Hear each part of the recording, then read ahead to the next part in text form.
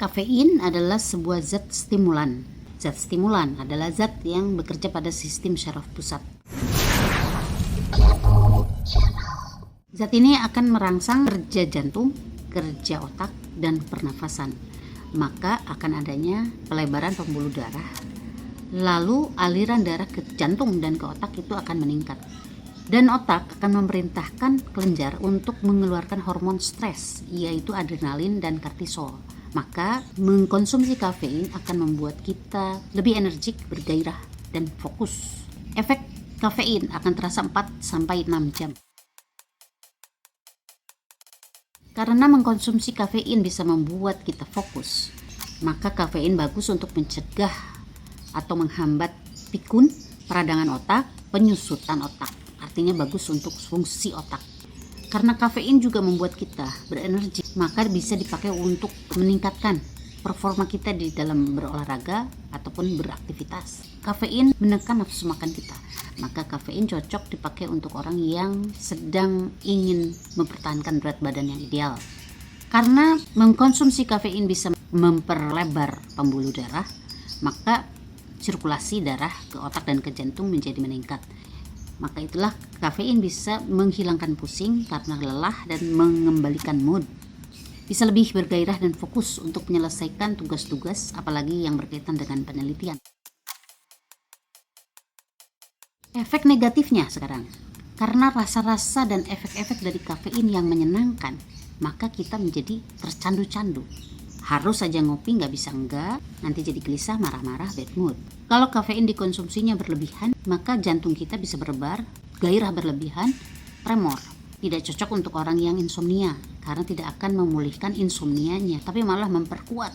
Dan untuk yang belum insomnia, mengkonsumsi kafein dalam jumlah banyak terus-menerus itu malah akan menjadikannya pendatang baru dalam dunia insomnia.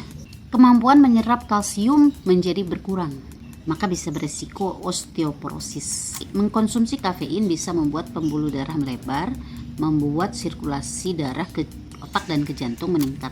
Sampai di sini masih oke. Tapi bila kafein dikonsumsi terlalu banyak, bisa membuat tekanan darah kita jadi meningkat, bisa jadi pusing, migrain, yang parah beresiko kepada jantung dan stroke. Stimulasi pada jantung dan otak kita membuat kita merasa dinamis, bergairah.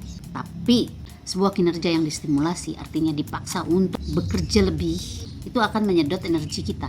Maka kita akan merasakan lelah atau exhausted keesokan harinya.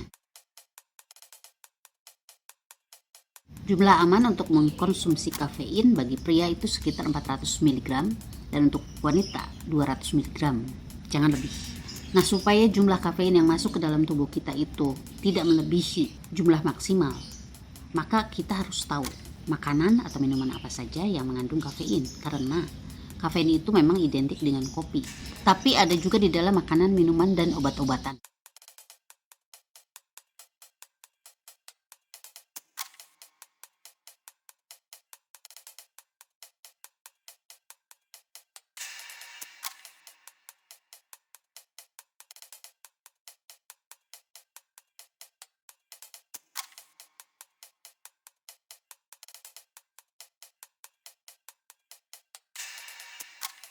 Makanan apapun yang mengandung variasi dari makanan-makanan yang tadi sudah ada di dalam daftar, itu otomatis mengandung kafein. Memang kafein ini jumlahnya masih cukup aman, tapi kalau dalam sehari kita mengkonsumsi makanan-makanan yang ada di dalam daftar tadi dalam porsi yang lebih banyak, itu bisa melebihi dari jumlah maksimal yang sudah ditetapkan. Jadi tetap berhati-hati dan perhatikan jumlah total kafein yang sudah masuk ke dalam tubuh kita dalam satu hari. Kepo Channel.